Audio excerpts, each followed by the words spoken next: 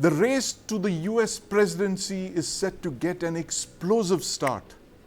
Joe Biden and Donald Trump will face each other off in their first presidential debate a few hours from now.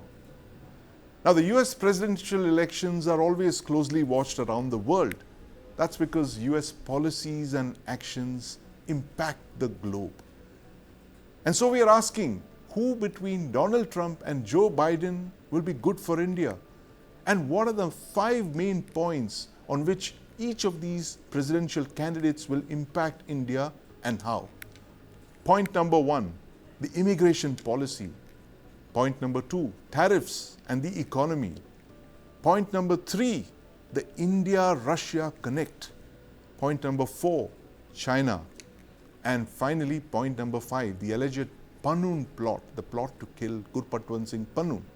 Joining me to discuss this are Dr. Rajan Kumar from the School of International Studies, JNU, Pathikrit Pain, foreign policy expert, and my colleague Deepak Badana in the studio here with me. Gentlemen, welcome to the News9 Plus show.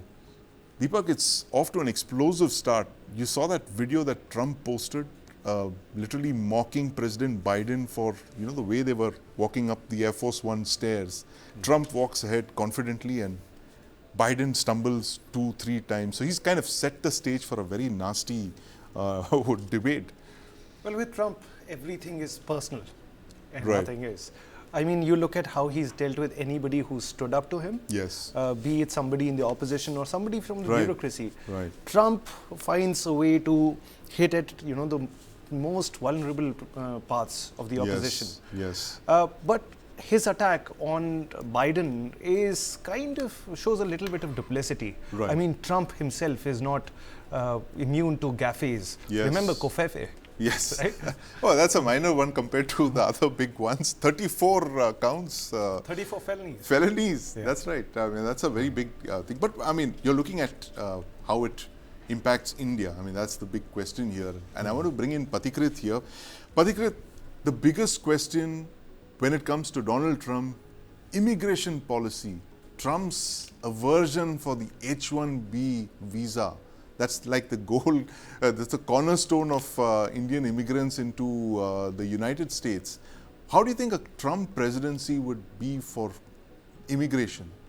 Generally, Trump has spoken more vocally against illegal immigration, and recently also made a statement that the Indians who actually graduate from the United States generally go back and become billionaires. So he has made a statement that he wants to make it much more easy for Indians to get visa and stay. Not specifically, I'm not sure if it's about the H-1B visa or not, but he basically, if you look at the whole paradigm of America's prosperity has always been based on immigrants. So I don't think Trump, in essence, would go beyond the point in stopping people from India Yes. to settle down in the United States, because they realize one thing.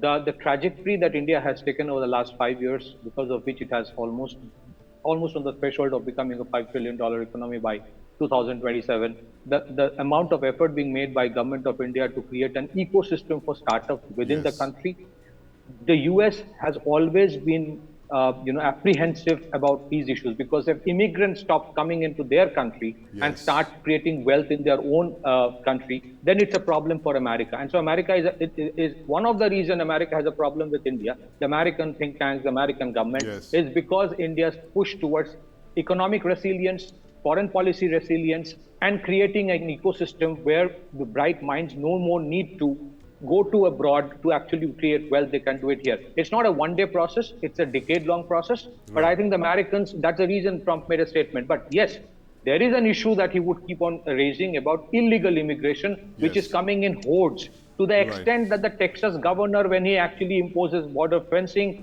stops, it brings out a new law that those who actually do it more than once will be imprisoned, incarcerated. The federal government goes to Supreme Court against it. Absolutely. So that is the I don't know what the Biden administration actually wants, but the enormity of sanctuary states in United States where Yes. illegal immigrants can come and no one can touch them. Right. And potentially some of them will be allowed to even vote. I think that is one issue where Trump and probably a section of the people of United States might favor him. Right. But on the Indian issue, I think it's a mixed one. I don't think the government of India will also be too happy if all Indians settled abroad or going Yes. abroad will be allowed to easily stay there, because India also is looking for Indians to come back and create Right. wealth within the country. Absolutely. That is the I difference want to from bring, today what's particularly, I'll happening. bring in Dr. Rajan Kumar in here on this. Dr. Rajan Kumar, both Trump and Biden have made their own guarantees. There's a Trump guarantee, there is a Biden key guarantee for immigrants. Now, Trump, as Patikrit was mentioning, has promised green cards for graduates in the United States. How is this in conflict with his earlier position as president on the H-1B visas? I think this is very important issue in the United States. The issue is not about the H1 because you know that if the American universities stop taking students from India and China, especially in science STEM department, Yes. science engineering, etc. So the most of the university will be closed. And I was a student there, so I know practically how it looks like when you go to one of the science departments in any university of the US. Recently, there was a statement by a very important official that they should take more students of India in the engineering department and more students in humanities from China. They're saying humanities from China because they want Chinese people to learn about the politics and democratize, Right. go back and democratize the And politics. become there. ambassadors for democracy, yes. So the issue is not about the people who go through the legal means, go through the H1 visa, etc. The issue is much more about the illegal immigration and refugees. Yes. And most of the laws which have been brought either by Trump and followed by Biden recently, he passed a law also. So basically, that is to curb the refugees, which is passing through the Mexican border and go to United States and then try to become the citizen. And most of the people are Hispanic. We Yes. do have some cases from India, China, Afghanistan, and a number of other countries. But the actual issue of illegal immigration in the United States is the issue of people of Hispanic origin or Hispanic people coming from different parts of Mexico or Latin America and trying to enter the border through Texas. So when Trump is last time when he was a president, he did two things related to immigration. First, the first day when he became the president, he signed a bill where he stopped many of the immigrants from the Islamic countries. Later on, he tried to create a border. Try to create a kind of wall between the Texas border, the American border, and the southern country borders. So that did not stop the refugee, unfortunately. In fact, during the Biden administration, the number of the flow of refugees in the United States that has increased, and even Biden has had to pass a law which many people think it was as bad as the Trump law. So the immigration is a real issue. Many of the people feel that especially the people from the lower income group in the United States, they fear that their low income jobs are being taken away by the people, by the immigrants. So they will create an issue. But again, the corporate houses and the companies, they are in favor of and the educated immigrant coming from different parts. So H1B and people from India, because they mostly go through the legal means. So I don't think that should be an issue.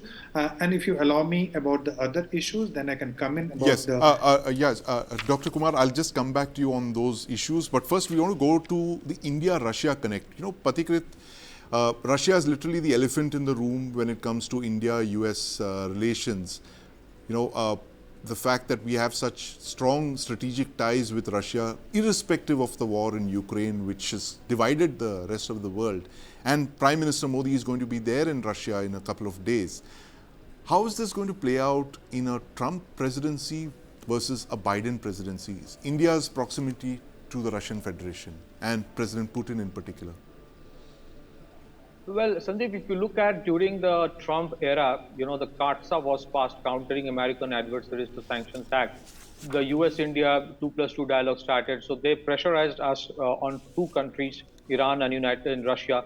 We stopped taking oil from Iran. That was one of the conditions that we agreed to. The other one, we said we will not abide by that. So we went ahead and acquired the S-400, and a series of other defense deals also continued. So Trump per se is not very much in favor of the war between Ukraine and Russia continuing. But at the same time, we must understand US is not essentially run by its president. There are major other blocs who live in the shadow I don't want to call them deep state or something, but there are other powerhouses. They are probably much more interested in ensuring that the conflicts continue because it's actually a very big revenue earning machinery for them. So simply speaking, when it comes to Indo-Russia relationship, India has made it very clear that we have de-hyphenated Indo-Russia and Indo-US relationship. When it comes to areas of defense and oil, there is no question of India compromising. And I think Trump, to a certain extent, may agree, provided some concessions is given to US at the same time. Right. However, there are other areas where I think agreements will happen. One area is the Russians now investing downstream into the Indian companies with the rupee that they have, saved and deposited in the Indian banks as part of the rupee-ruble exchange mechanism for acquisitions of the things that India purchased in rupee payment system. So that is one area. The Indian companies now are being asked by Russia to go and invest in the Russian market, especially the FMCG and consumer durable companies. How the foreign institutional investors, mostly which are US based, who have invested in these companies will react, that's one thing. But I think on a larger scale, I think Trump is a little more pragmatic. He understands you cannot completely, bully India to the way you do it with other NATO countries. They will give some leeway. Where I think Biden has been a little more rigid, and it has not served the purpose, because eventually what was happening, that we were acquiring the Russian oil, refining it in India, and then selling to the whole of Europe, in spite of the sanctions on Russia. So I think it's a game which is going on, wherein I think Trump will be far more interested. My understanding is to steer Russia away from the clutches of China, because Biden has literally pushed Russia into the arms of China, and you have an axis now building up between North Korea, Russia, China, Iran, and many other countries. And if the push comes to a shove, you never know. Someday India will also say that we will have some more agreements with Russia. Absolutely. So there are issues Yes. going on, especially Yes. one last point is the weaponization of dollar that they're doing through sanctions and freezing foreign exchange reserve. That is something, it hit Russia. That is something India is not liking. So you see, if there are efforts of de-dollarization going on in Saudi Arab, going away from the petrodollar pact, you never know. India would be very much okay with it and moving away. The gold coming from UK. So it's a fluid situation. I think Trump is a little more pragmatic, if not entirely, than Biden. Trump is a little more pragmatic, Deepak, but thing is that there was a Biden official, Department of State official who had come in just yesterday, and he was talking about this growing concern about India's proximity to Russian, strategic platforms that were, in the past that India has been acquiring from Russia, of course, and joint ventures, collaborations that have been taking place. Possibly see any kind of de-hyphenation, as Patikrit mentions, between, will India, rather I should rephrase this, can India de-hyphenate India, Russia from India, US? I think it's in India's interest that our relationship with Russia does not affect our relationship with the US, and that's largely been the end that the Indian government or Indian administrations over time have worked towards. Right. I don't see India completely de-hyphenating itself from Russia, because Russia, or in the past the Soviet Union, has proved to be a more or less dependable ally. Yes. And the Indian state is worried about the dependability and reliance of the US. Yes. The dependability of the US, that's, when it comes to Russia, it's an all-weather ally, as you mentioned, Deepak. But I'm going to ask Dr. Rajesh Kumar this. Dr. Kumar, this Russia factor in this relation, as Deepak mentioned, as Patikrit was talking about, how important is it going to be? Do we see a different attitude towards India in the Trump presidency, a more pragmatic Trump, vis-a-vis President Biden, who is extremely uncomfortable with India's proximity to Russia? But this is a very important question, and let me tell you that the situation with Russia will improve because Trump, at a personal level, has a very good relation with Putin, and he has made a statement officially where he said that if he becomes the president, he'll resolve the issue in one day, and he thinks that the crisis of Russia-Ukraine has been created by the Biden administration, and many of the Republicans are also in favor of having strong ties with Russia, so that Russia can be part of the broader the Western system alliance, and China can alienate it. So Trump would be softer on Russia, Trump would be harder on the issue of security as far as China is concerned, but our difficulty will start in Iran. Because Trump would be much more tough on Iran, and he would blindly favor Israel. And our relationship with Iran is also, we have a good relation with Iran, so that would be difficult. But as far as Russia is concerned, because Trump does not have hostility towards Putin, and he will not treat Putin as a kind of an enemy the way Biden does it. Also, please remember that Trump is one who kind of reactivated Quad. So our security formation and the way we were active in Quad. So Quad is again going to be a very important forum, and that serves India against China. So, but again, Trump is also very unpredictable president. Trump is also a person who kind of very transactional. So we have to be careful. We cannot say that Trump would be better for India compared to Biden. But again, as far as policy is concerned, we are expecting some kind of complexity in the coming days. Trump would also not favor NATO, for instance. So in that case, sustaining the war in Ukraine would become extremely difficult, and he'll ask NATO to pay more. He'll ask Japan to pay more. The security alliances that we see, they will have a different formation when he becomes president. But as far as Russia is concerned, the situation would be much better if we had Trump as president. Right, absolutely. And finally, the economy is stupid, as they say in the US. Trump has had a very dark view of India's protectionist policies, and in the past he's railed about Harley Davidsons not being allowed into into India. And you see this as a problem going forward in the Trump presidency? See, as far as Harley Davidson is concerned, they already have a joint venture with Hero right now. Hero's already brought out the first Hero Harley Davidson in India, and it's doing pretty well. Now, as far as Trump's concerns with regard to the economy is concerned, I think these ties are only going to grow, and some solution will come forth. Yes. I mean, and that's not, we don't have Mr. Trump to thank for it. Right. It's the other power blocks in the American system. It's in their interest to have stronger ties with an economy that is growing, the fastest growing major economy. Yes. Right. The other day, I was also in a conversation at a press briefing with people at Carnegie, and they mentioned that with the new defense corridor coming up in Uttar Pradesh, the coming administrations would be investing a lot more here.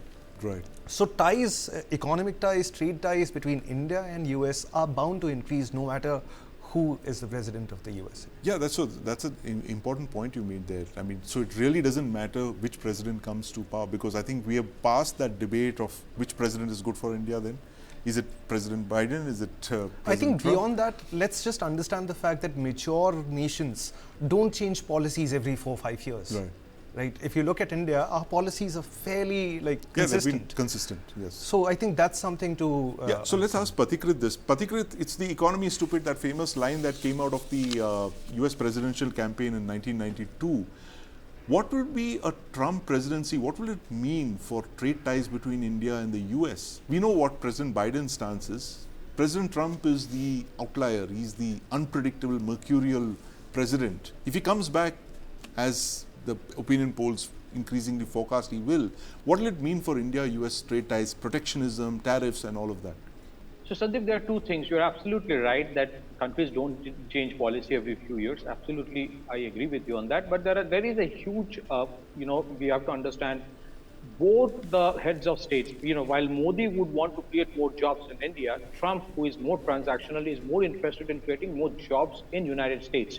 So I think the Trump administration, which is more transactional, will be completely, or if not completely, largely against the whole Indian concept of Atmanirbhar Bharat, creating supply chain resilience within India so that you don't have disruptions in future, or Atmanirbharta in terms of asking every company, if you want to sell products to India, especially in defense arena, you have to invest in India, manufacture in India, employ Indians, and then sell it in India. If you look at the entire defense, the way the defense ecosystem is being created. So I think the West does not want India to have its own defense industrial complex. Because then it will create problem for them in terms of creating jobs within their own countries. Many of those companies will invest in India, that's fine. But the job creation is what Trump is focusing on, telling that I will create more jobs for the Americans within America. Whereas you may say many of the American companies are more interested in terms of expanding their footprint, and they might be interested in investing in India. The issue is this: every time an American company in the defense arena invests in India, they expect that they will automatically get defense contract, which may not be so. So that is another one issue. The other is that Trump has always been talking about opening up the dairy sector, the poultry sector, the farm sector. This is where hundreds of millions of Indian farmers are employed. That is not going to be opened up so soon. That is not going to be opened up so easily. So there will be areas of convergence, there will be areas of divergence, and there will be areas of status quo. Trade negotiations will go on. I think India will be very rigid, and they know that India is a hard bargainer when it comes to trade issues. Does it mean that India is an enemy of them? No, it is not like that. But they will not make it easy for us. That's what I'm saying. India is very clear when it comes to supply chain resilience. We are not going to face what we faced from 2020 onwards in terms of disruptions that we faced as a result of global supply chain. So while we are part of the global supply chain, we want to have our own resilient supply chains within the country. Again, it's not a one-day process. It takes a decade. India has started the process. Maybe the Americans are not very, very happy with that because they want India to import more, especially in areas of defense. So I think there is a dichotomy, because India is no more today a consuming market, but emerging at the same time as a competitor. And that's why you see, I'm not linking it with this topic of discussion, the hit jobs that you often find on the Adanis and Ambanis is because they have a problem with developing countries having their own icons of industrialists and creating industry within their own country. Absolutely. Very, very important points there, Pathikrit. And Dr. Rajan Kumar, I leave you with the closing remarks on this. The MAGA, Make America Great Again, versus Prime Minister Modi's Atmanirbhar Bharat. How is it going to play out? I think, in this debate, Sandeepji, we are assuming that Trump will become the president. So the time is left. So let's wait for a few more months. And I think, what we should rather focus on is the kind of reality show that we are going to witness tonight. The kind of huge circus, where two presidents will fight against each other. They'll try to grab the attention of the audience, voters there. And as far as Trump and Modi, your question is concerned, so that they have excellent ties, and this issue will come up that India wants to become Atmanirbhar, and Trump would also like to make America Atmanirbhar and not importing too much from other countries. But again, our trade is very robust between the two countries. Our service sector exchanges is very robust between the two countries, so that will continue. Our defense sector, defense sector, there'll be some dichotomy, and Trump will certainly try to raise tariff, and we have to face that in case he becomes the president. And Trump, in fact, once told India that India is the king of tariff. So that kind of statement you'll expect. But again, if Trump sees benefit in India and India is an emerging market, Trump will definitely be interested in Indian market. So I do not see much of change in policy. Yes, some irritants would come, but India and United States, they have resolved such issues together in the past, and I'm sure that they'll continue to do so in future also. Absolutely. So let's enjoy the. Yeah, let's enjoy the debate. Is it going to be a reality show? Is it going to be a circus? Is it going to be a mix of both? We'll know in a few hours from now. But Biden versus Trump, who's better for India? Well, I think we've kind of passed that post a long time ago. As Pathikrit just said, that there are going to be areas of convergence, there are going to be areas of divergence, and there are going to be areas of status quo, irrespective of which president comes to the United States. But for now, let's sit back and enjoy the great debate of 2024, Trump versus Biden. Thank you for joining us this evening, Pathikrit, Dr. Rajan Kumar, and my colleague Deepak Badana.